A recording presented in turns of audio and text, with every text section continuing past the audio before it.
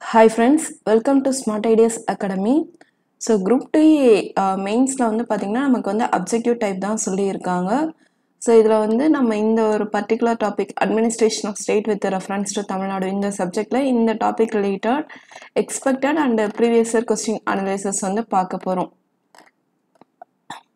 இதில் வந்து நமக்கு வந்து ஜென்ரலாக நம்ம ப்ரிலிம்ஸில் வந்து அப்ஜெக்டிவ் டைப் வந்து ஃபேஸ் பண்ணியிருப்போம். பட் மெயின்ஸ்க்கான அப்ஜெக்டிவ் டைப்ன்றப்ப ஒரு குரூப் 1 ப்ரிலிம் ஸ்டாண்டர்ட் அளவுக்கு நம்ம கொஸ்டின்ஸ் எதிர்பார்க்கலாம். அது என்ன குரூப் 1 ப்ரிலிம் ஸ்டாண்டர்ட் அப்படின்னு கேட்டிங்கன்னா ஒரு 5 கொஸ்டின்ஸில் 3 கொஸ்டின்ஸ் அது கொஞ்சம் டஃப்பாக இருக்கும்.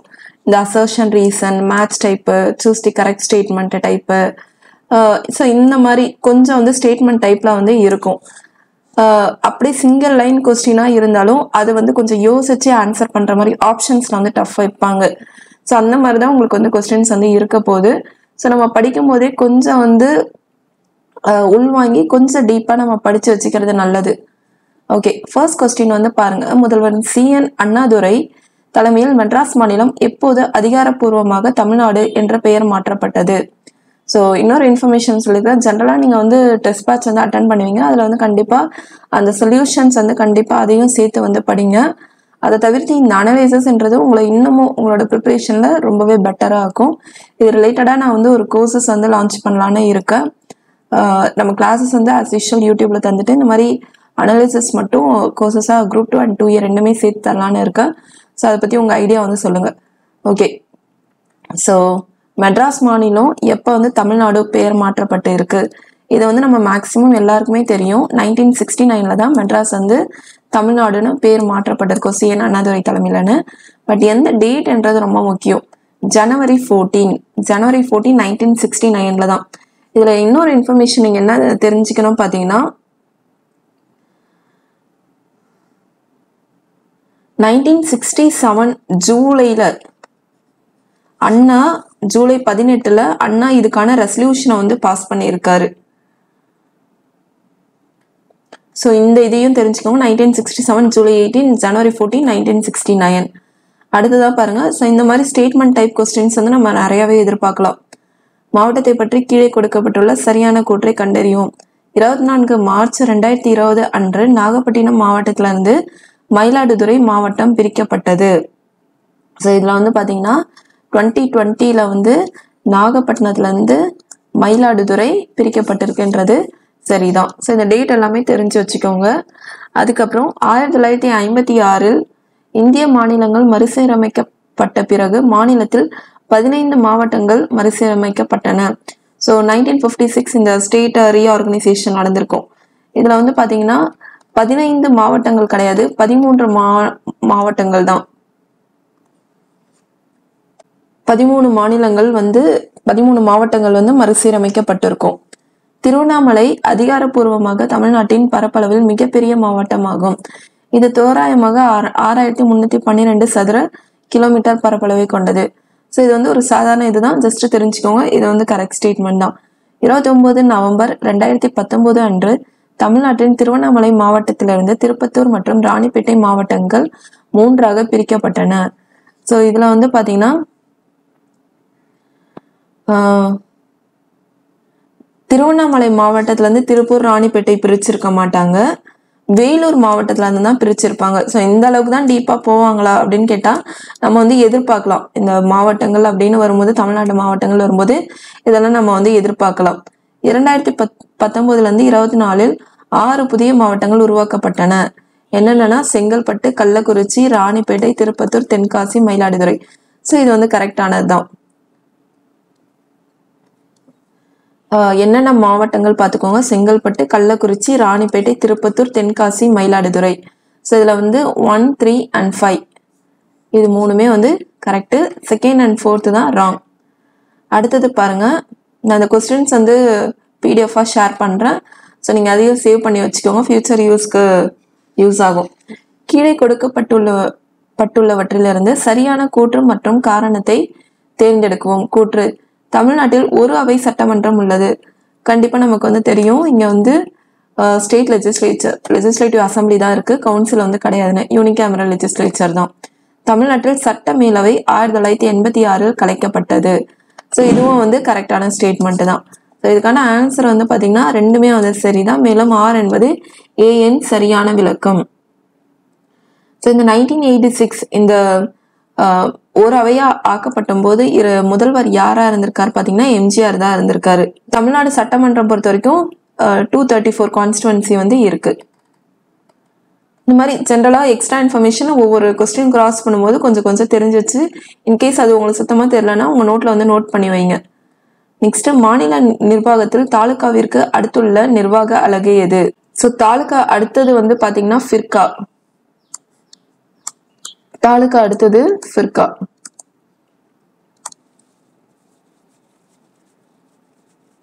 ஸோ தமிழ்நாட்டில் வந்து பார்த்தீங்கன்னா மொத்தமாக வந்து 313 தாலுகா வந்து இருக்கு. ஃபிர்கா வந்து பார்த்தீங்கன்னா 1195 இருக்கு. இதை பற்றி நான் ஒரு இன்ஃபர்மேஷன் நேற்றே வந்து போஸ்ட்ல வந்து போஸ்ட் போட்டிருக்கேன். நான் அதையும் டெலகிராம் குரூப்பில் ஷேர் பண்ணியிருக்கேன், நீங்கள் வந்து பார்க்கலாம். ஜென்ரலாக டிஸ்ட்ரிக்ட் வந்து 38, revenue division 94, revenue village 16,743, municipal corporation 25. So அதில் வந்து நான் கரெக்டாக இன்ஃபர்மேஷன் போட்டிருக்கேன், நீங்கள் ஒரு தடவை பாருங்கள். நெக்ஸ்ட் வந்து மேட்ச்.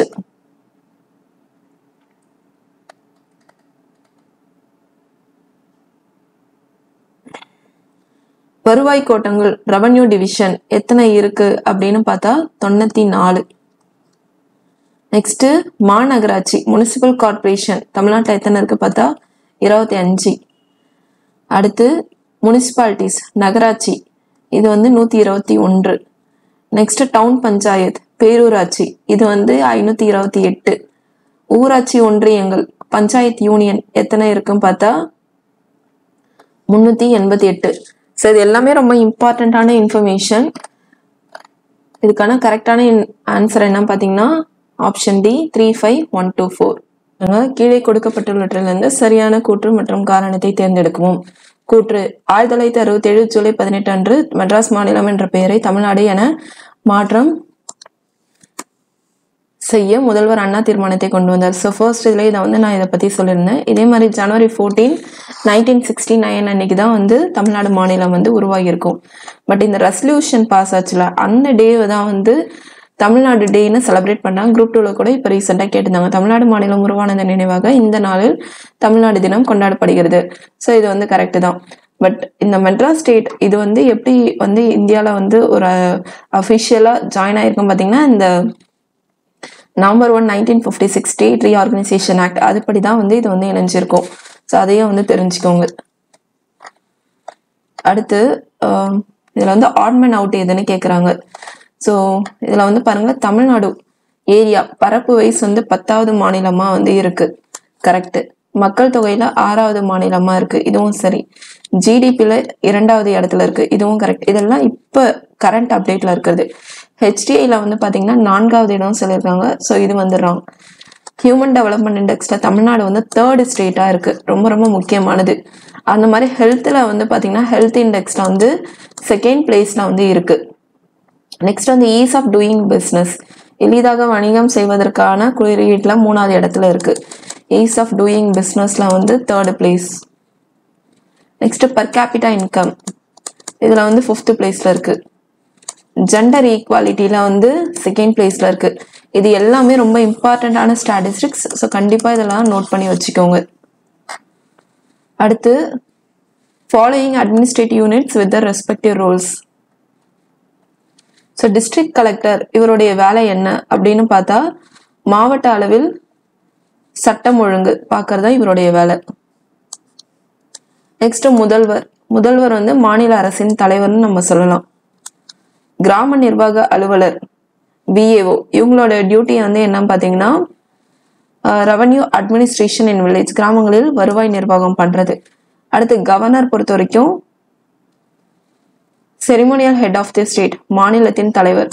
ஸோ இவர் வந்து real head of the state government. இவர் வந்து ஜஸ்ட் பெயரளவில் மட்டும் ceremonial head of the state. So இதுக்கான ஆன்சர் வந்து ஆப்ஷன் ஏ 3214. நெக்ஸ்ட் பின்வரும் எந்த இடம் ஏரிகளின் மாவட்டம் என்று அழைக்கப்படுகிறது? இது எல்லாருக்கும் மேக்ஸிமம் தெரியும். இந்த ஏரிகளின் மாவட்டம் எஜுகேஷன் ரிலேட்டட் இது எல்லாமே வந்து பார்த்தீங்கன்னா காஞ்சிபுரம் தான் வந்து சொல்லுவோம். இங்க காஞ்சிபுரம்ல நிறைய லேக்ஸ் வந்து இருக்கு. இங்கதான் பெட்டரா வாட்டர் மேனேஜ்மெண்ட் வந்து இருக்கு. அடுத்து ஸோ சிட்டி நிக்நேம்ஸ். ஸோ கோயம்புத்தூரை என்னென்னு சொல்கிறாங்க அப்படின்னு பார்த்தா மான்செஸ்டர் ஆஃப் சவுத் இந்தியா. இங்கே நிறைய ப்ரொடக்ஷன்ஸ் வந்து இருக்குது, நிறைய ஜிஐ டேக் வந்து இருக்குது. இப்போ ரீசெண்டாக கூட வெட் கிரைண்டர் வந்து ஜிஐ டேக் வந்து வாங்கியிருக்கு. Next Chennai, Detroit of Asia. ஏன்னா இங்கே தான் வந்து நிறையா வந்து எலக்ட்ரானிக் ப்ராடக்ட்ஸு இது எல்லாமே வந்து ப்ரொடக்ஷன் பண்ணுறது இங்கே தான்.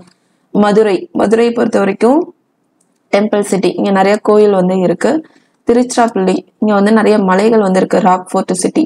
ஸோ இதுக்கான ஆன்சர் வந்து 1 2 3 4. ஸோ ஜஸ்ட் இதெல்லாம் நம்ம வந்து தெரிஞ்சு வச்சுக்கணும்.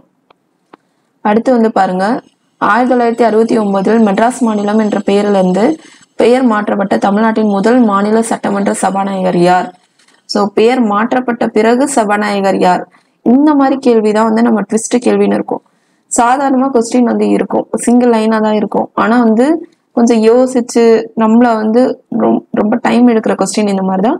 ஸோ இந்த ஸ்பீக்கர் இந்த ஏரியா தான் தமிழ்நாடு ரிலேட்டட் நம்ம பர்டிகுலரா இந்த மாதிரி ஸ்பெசிஃபிக்கா இருக்கிற இன்ஃபர்மேஷன் எல்லாமே படிச்சு வச்சுக்கணும்.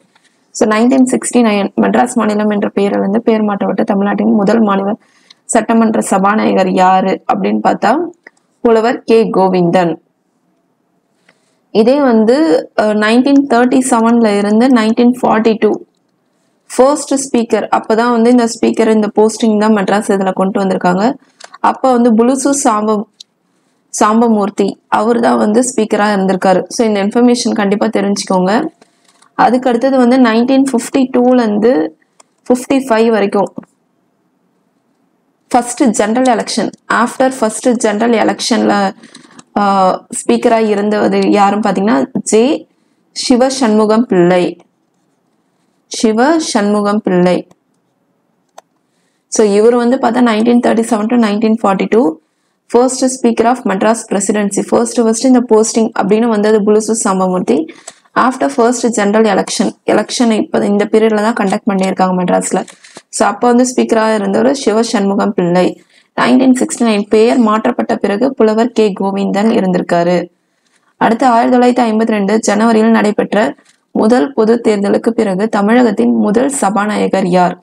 ஸோ இப்போதான் நம்ம வந்து பார்த்தோம் சிவ சண்முகம் பிள்ளைன்னு.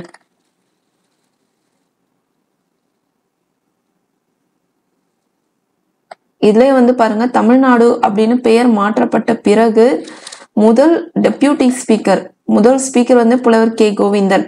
டெப்யூட்டி ஸ்பீக்கர் யாரும் பாத்தீங்கன்னா GR எட்மண்ட். ஸோ இந்த அளவுக்கு டஃப் பண்ணுவாங்களா அப்படின்னு கேட்டா நமக்கு ஃபுல்லாவே தமிழ்நாடு ரிலேட்டட் தான். ஸோ எந்த அளவுக்கு வேணாலும் போவாங்க. தற்போதைய சபாநாயகர் வந்து நம்ம எல்லாருக்கும் தெரியும் M அப்பாவு. துணை சபாநாயகர் வந்து K பிச்சாண்டி. ஸோ இது வந்து பாருங்க, M அப்பாவு ஸ்பீக்கர், டெப்யூட்டி ஸ்பீக்கர் M அப்பாவு ஒரு பீரியட்ல வந்து K பிச்சாண்டி தான் டெப்யூட்டி ஸ்பீக்கரா இருக்காரு. ஸோ C ஆர் Dல வந்து ஆன்சர் வரலாம். K சிவ சண்முகம் பிள்ளை நம்ம வந்து பார்த்தோம் ஆஃப்டர் ஃபர்ஸ்ட் ஜெனரல் எலெக்ஷன். அதுக்கப்புறம் யார் ஸ்பீக்கரா இருந்திருக்காங்கன்னா பக்தவத்சலு நாயுடு. ஸோ இது ரெண்டுமே வந்து கரெக்டா தான் இருக்கு. புலவர் கே கோவிந்தன் நம்ம வந்து பார்த்தோம். புலவர் கே கோவிந்தன் வந்து 1969 பெயர் மாற்றப்பட்ட போது அப்போ வந்து டெப்யூட்டி ஸ்பீக்கரா இருந்தது யாருன்னா GR எட்மண்ட். இப்பதான் நம்ம வந்து பார்த்தோம். ஸோ ஆப்ஷன் D தான் வந்து வரும். K மதியழகன் அவர் ஸ்பீக்கரா இருந்த போது யாரு டெப்யூட்டி ஸ்பீக்கர்னா P Srinivasan. Next P Dhanapal அவர் பீரியட்ல யாரும் பாத்தீங்கன்னா பொள்ளாச்சி V ஜெயராமன். ஸோ இதெல்லாமே தெரிஞ்சு வச்சுக்கோங்க. இது ஃபுல்லா ஸ்பீக்கர் ரிலேட்டட் கொஸ்டின்ஸ். நம்ம பர்டிகுலரா இந்த டாபிக் படிக்கும் போது ஒவ்வொரு டாபிக்ல இருந்து குறைஞ்சது ஒரு 5 to 10 கொஸ்டின் அது நம்ம காயின் பண்ணி படிச்சு வச்சுக்கணும். இதுவும் ஸ்பீக்கர் ரிலேட்டட் தான். ஸோ M அப்பாவு இவர் வந்து current speaker of Tamil Nadu legislative assembly. இது வந்து கரெக்டான ஸ்டேட்மெண்ட் தான். நெக்ஸ்ட் A அருணாச்சலம் தற்போதைய தமிழக சட்டமன்ற துணை சபாநாயகர் உள்ளார். கிடையாது, K பிச்சாண்டி நம்ம வந்து பார்த்தோம். சட்டப்பிரிவு 199 ஒரு மசோதா பண மசோதாவா இல்லையா என்பதை தீர்மானிக்க உதவும் சபாநாயகரின் அதிகாரம் குறிப்பிடப்பட்டுள்ளது. ஸோ இது வந்து correct. Money bill or not என்றதை டிசைட் பண்றது ஆர்டிகல் 199 ஸ்பீக்கரால டிசைட் பண்ணப்படுறது. அவை தலைவரின் கோரிக்கையின் பேரில் குழுக்களுக்கு தலைவரை நியமிக்க அவருக்கு அல்லது அவளுக்கு அதிகாரம் உள்ளது. ஸோ இந்த கமிட்டிஸ்க்கான ஹெட்டை வந்து டிசைட் பண்ணுறதுக்கு இந்த ஸ்பீக்கருக்கு வந்து உரிமை உண்டு அப்படின்னு சொல்கிறாங்க. கண்டிப்பாக உண்டு, ஏன்னா அதை டிசைட் பண்ணுறது அவங்க தான். சட்டப்பிரிவு 210 சட்டமன்ற மொழிக்கானது, உறுப்பினர்கள் பேச அனுமதிப்பதை கூறுகிறது. ஸோ லாங்குவேஜ் பற்றி, அதாவது இந்த லாங்குவேஜ் பர்டிகுலராக என்னென்ன மொழி பேசணுன்றதை ஆர்டிகல் 210 வந்து டிட்டர்மைன் பண்ணுது. ஸோ இதுக்கான ஆன்சர் என்ன பார்த்தீங்கன்னா 1345 வந்து கரெக்டு. இதில் வந்து ஆர்டிகல் 178 ஸ்பீக்கர் பற்றி சொல்லுது. இந்த கான்செப்ட் எல்லாம் நம்ம பிரிட்டன் கான்ஸ்டியூஷன்ல இருந்திருக்கோம். 210 வந்து language of the assembly. Next quorum பற்றி சொல்றது வந்து 189 குவாரம், அதாவது இவ்வளோ பேர் இருக்கணும்ன்றத சொல்றதுதான், இவ்வளோ பேர் வந்து அவை நடக்கும்ன்ற சொல்றதுதான் குவாரம். நெக்ஸ்ட் மணி பில் வந்து 199. 119 வந்து டிஸ்குவாலிஃபிகேஷன் ஆஃப் மெம்பர்ஸ். ஸோ இது எல்லாமே கண்டிப்பாக தெரிஞ்சிருக்கணும். அடுத்து வந்து பாருங்க, இதுவும் ஸ்பீக்கர் ரிலேட்டட் தான். தமிழக சட்டப்பேரவையில் இதுவரை 2 சபாநாயகர்கள் தொடர்ந்து 2 முறை சபாநாயகராக பதவி வகித்துள்ளனர். ஸோ இது வந்து கரெக்ட் தான். கே. மதியழகன் மற்றும் பி. தனபால் ஆகிய 2 சபாநாயகர்கள் தொடர்ந்து 2 முறை பதவி வகித்தனர். இது வந்து ராங்கான ஸ்டேட்மெண்ட். ஸோ மதியழகன் வந்து இருந்தது கிடையாது. இது வந்து பாத்தீங்கன்னா புலவர் கே. கோவிந்தனும் பி. தனபாலும் தான் 2 முறை ஸ்பீக்கரா வந்து இருந்திருக்காங்க. ஸோ இந்த அனலைஸ் எல்லாமே பார்த்துக்கோங்க. ரிமைனிங் கொஸ்டின்ஸ் எல்லாம் நான் அடுத்த வீடியோவில் வந்து டிஸ்கஷன் பண்ணுறேன். தேங்க்யூ.